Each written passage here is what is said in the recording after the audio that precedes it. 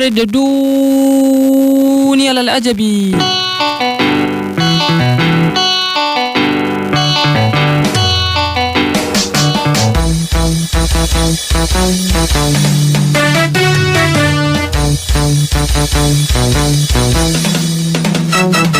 A cikin shirin namu na wannan lokaci za ku ji cewar wani malami mai asirin yanke talauci an yi ram da shi bayan da ya karbi tsabar miliyoyin kudade daga hannun wani bawan Allah da cewar zai masa yanke talauci, amma al'amarin ya bar baya da kura har aka yi ram da shi. Ku biyo mu ta cikin shirin domin ku jadda aka haihu a ragaya. Wata fusatacciyar budurwa ta harzuka ta fusata ta kama dan yatsan kawata ta gaftara mata cizo har sai da ta cisge shi daga hannunta akan wani yamutsi da ya shiga tsakaninsu, har ta kai ga ta fusata ta yi mata irin wannan mummuna aika-aikar. Ko wannan wace ce kuma ya aka yi har al'amarin ya kai ga haka? Ku biyo mu sannu a hankali domin jin yadda al'amarin ya kasance. Wani fusataccen mahaifi ya yi hayar 'yan daba inda suka lakaɗa wa malamin 'yarsa dukan kawuka wanda haka ɗin ya jefa cikin halin ni'yasu. A ɓangaren mu na kiwon lafiya kuwa za ku ji cewar shan miyar kuka da miyar ayayo na samar da muhimmiyar kariya ga lafiyar jikin bil'adama. Waɗannan da masu tarin labarai na ta cikin shirin duniyar al'ajabi don kun kasance da mu.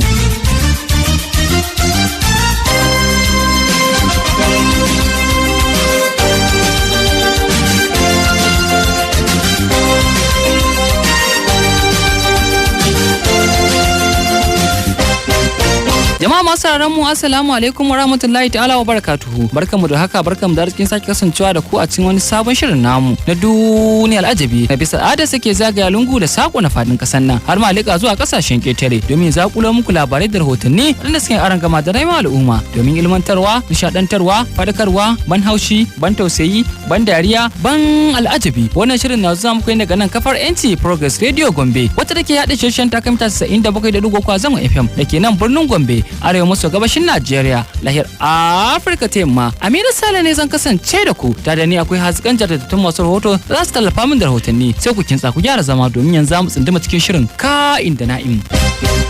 Ta yau da zama ya kallabin shirin namu ne da gayyato muku Yazid Aliyu, ɗaya daga cikin jajirtattun masu rahoto da shirya tsab zai kawo mana rahoto na yadda wani fusataccen mahaifi ya harzika ya fusata ya hau dokin zuciya ya yi hayin 'yan daba waɗansu fusatattu majiya ƙarfi zarata narka suka nausa suka kamo malamin yarsa akan cewar ya ladabtar da yarsa, suka masa dukan kawuka wanda aka ɗin ya jefa cikin halin kakanikaye da cikin halin ni'yasu. Yazid, ya wani al'amari ya kasance ne tsakanin waɗannan fusatattun matasa da wannan malami bayan sun jibge shi? Rundunar 'yan sanda sun cafke wani mutum bisa laifin kai 'yan ta'adda a makarantar 'yarsa domin su daki malaminta. Rahotanni sun bayyana cewa malamin ya daki 'yar mutumin ne, lamarin da ya bata masa rai sosai. A halin yanzu mutumin da shi da 'yan daban nasa suna hannun 'yan sanda ana ci gaba da bincike. Rundunar 'yan sandan jihar Ogun ta kama wani mutum mai kimanin shekaru 35 Abidemi Oluwasewu da laifin daukan hayar 'yan daba don kai hari kan wani malami saboda ya lakaɗa wa 'yarsa mai kimanin shekaru 15 duka.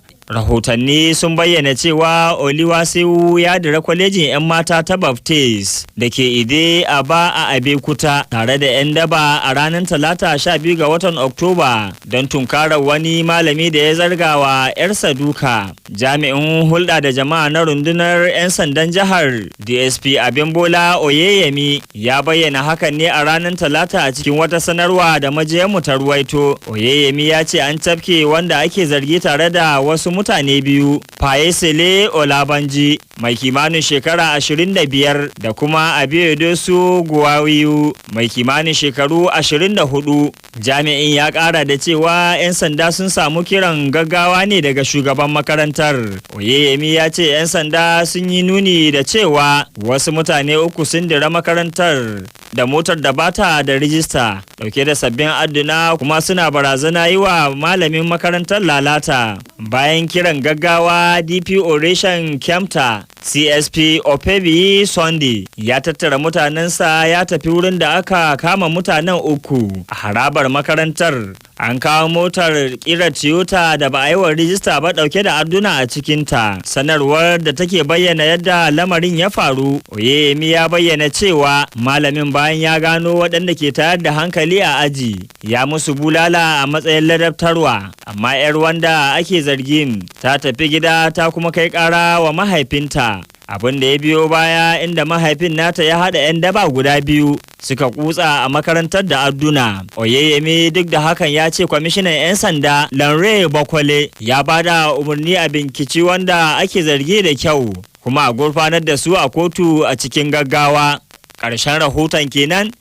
Yazid Aliyu Dangwari, Progress Radio Gombe, Najeriya. Kai to Allah wadaran naka ya lalace wai ana wazatan wuta a makera sai a ganta a masaka. Allah ya shiga tsakanin nagari da mugu. Amin sum amin. To anan kuwa Amina Baba ce ta shirya tsaf za ta kawo mana rahoto ne da wata fusatacciyar matashiyar budurwa majiya karfi ta rizka ta fusata bayan wani yamutsi ya kaure tsakaninta da wata kawarta. Nan take kuwa ta yi azama ta yi taraf ta cafke hannun wannan kawarta ta ji kake karas ta gaftara mata wawan cizo a hannunta har sai da ta kai ga ta cizge mata dan yatsa akan wani yamutsi da ya shiga tsakaninsu. Amina Baba an taya mana wannan rahoto.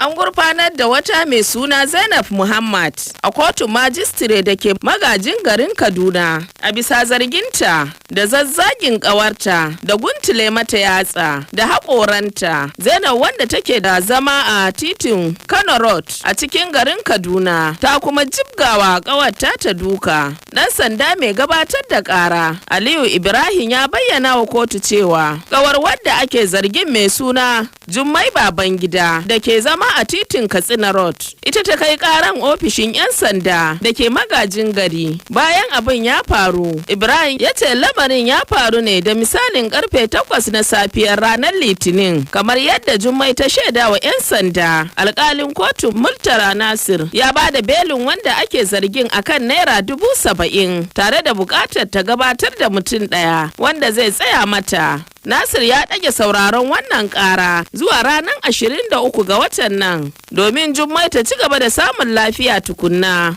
Ƙarshen rahoton kenan. Amina Baba, Progress Radio Gombe, Najeriya. To dai masu iya magana sun ce wai duk abin da ya zafi ai maganin sa Allah.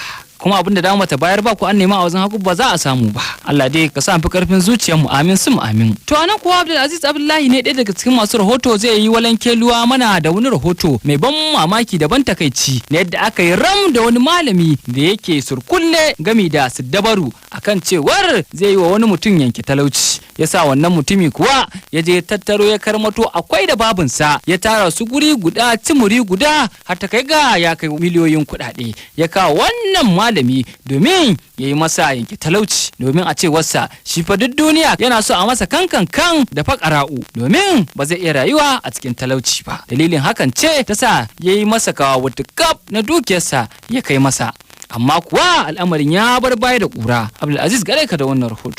Jami'an hukumar yaƙi da rashawa na EFCC a Maiduguri jihar Borno sun kama mutane biyu kan zargin asirin samun kuɗi a jihar ta Borno. A cewar EFCC ɗaya daga cikin waɗanda ake zargin mai suna Malam Ayu Sugum ya umarci wani mai suna Abubakar Bakura ya sato masa naira miliyan 2,900 daga wurin wanda yake yi wa aiki. Sugum da aka gano cewa yana ikirarin cewa yana aiki da iskokai ya yi wa Bakura alkawarin cewa zai yi masa asiri ta yadda zai zama attajiri cikin kwanaki 14. Sanarwar da hukumar ta EFCC ta fitar na cewa an kama shi ne a wani gida da ke Pompomari Bypass Maiduguri jihar Borno bayan an ambaci sunansa yayin binciken kan korafin da wanda Bakura ke yi wa aiki ya shigar. Bayan kama shi a ranar 8 ga watan Yulin shekarar 2021, Bakura ya amsa cewa ya saci kuɗin mai gidansa.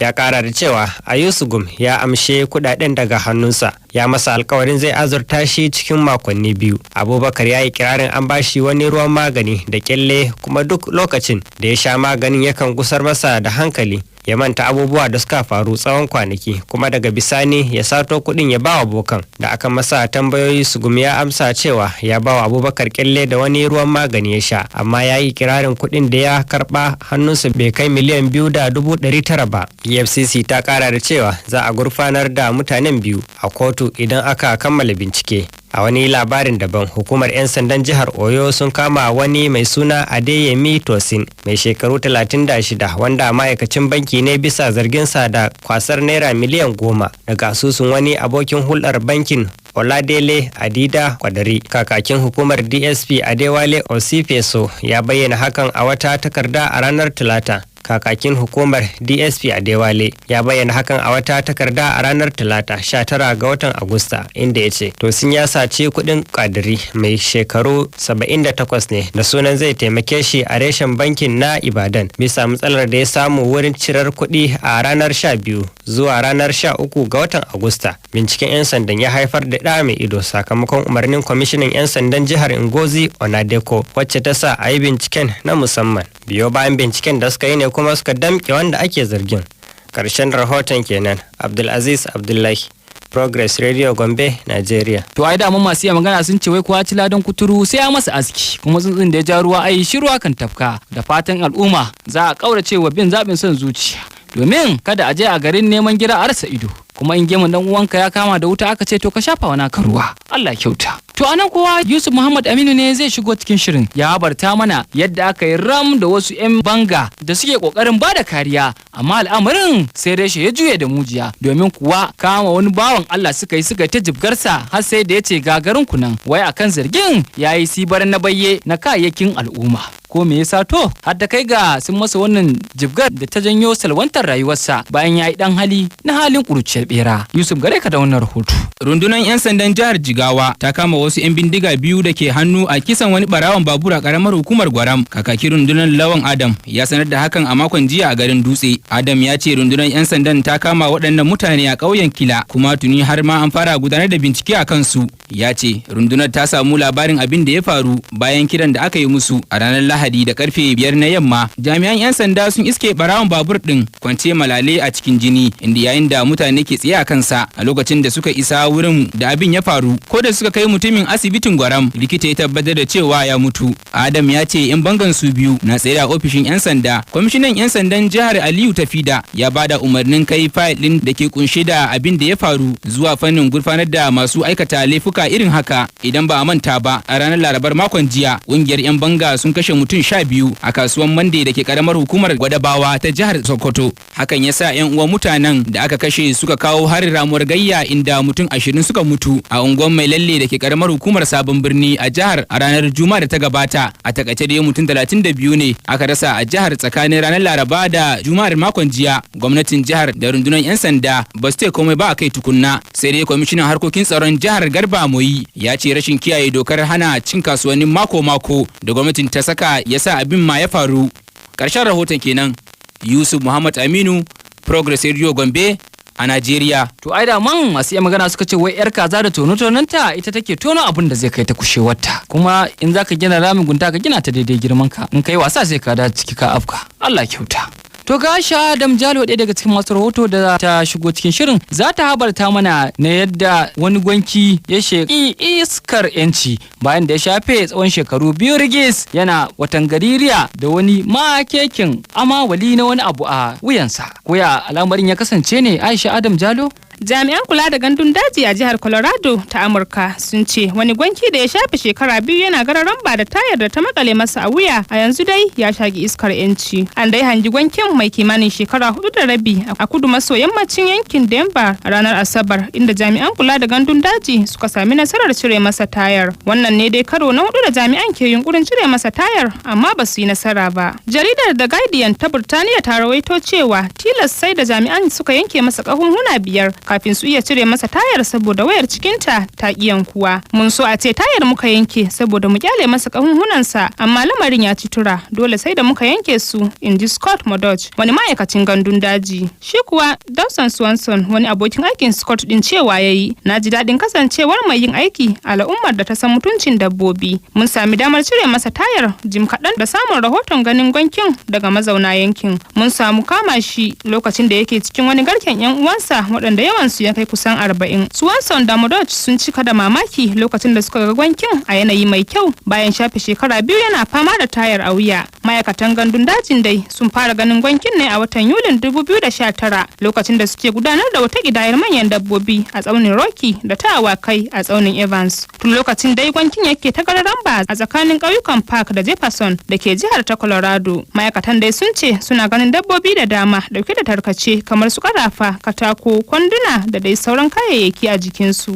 Karshen rahoton kenan. Aisha Adam Jalo, Progress Radio Gombe. To ai da man masu iya magana suka ce wai zakaran da Allah ya nufe shi da tsara ko ana muzuru ana shaho sai yayi. To ga Amina Ahmad Rufai za ta kawo mana rahoto ne yadda aka kai karar wani zakara gaban kuliyar Manta Sabo akan cewar yana shigewa makotansa hanci da kudindini yana takura rayuwarsu. Koya wannan zakara ya karke da aka gurfanar da shi a gaban kuliyar Amina? Wasu dattawan ma'aurata sun gurfanar da wani zakara mai suna Morich a kotu inda suke zargin shi da takura musu da cara mai karfin gaske kowace asuba. Masu karar sun ce wannan matsala ta fara ne tun a shekarar 2017 kuma sun yi korafi ga mai zakaran amma babu matakin da ta ɗauka. Ma'auratan Jins da kuma Julie wanda ke zaune a wani tsararren asibitin ƙasar Faransa sun bayyana cewa sun zaɓi zaman ritaya a yankin ne saboda samun kwanciyar hankali. Tuni dai aka fara sauraron wannan ƙara da ta jawo hankulan jama'a. Sai dai zakara da masu ƙararsa ba su halarci zaman kotun ba. Laifukan da ake zargin Maurich da aikatawa dai sun haɗa da gurɓata muhalli da hayaniya.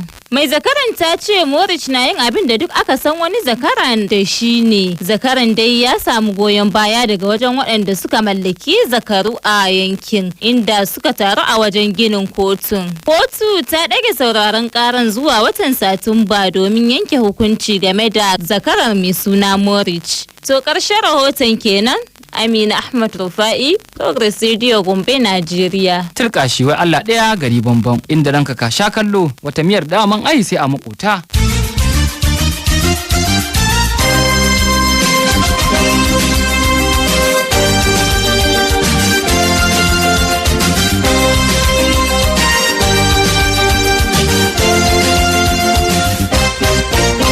Masu sauraro duka ya lokacin ka fatanin labarai da rahoton da muke dauke da su kenan ta cikin shirin duniyar ajabi na wannan lokaci. Fatan shirin ya ilmantar, ya faɗakar, ya kayatar, ya kuma zanto hannunka mai sanda wajen karshe aikatan munanan ayyuka. A madadin hukumar gudanarwa ta Girdo Progress Gombe wacce take hada shirin ta kamita 97.3 a zangon FM ta bada dama wajen kawo muku wannan shirin. Zan shirya muku shirin na gabatar Aminu Sale an nake ce da ku mu kasance da ku a shirin na gaba. Na bar ku lafiya.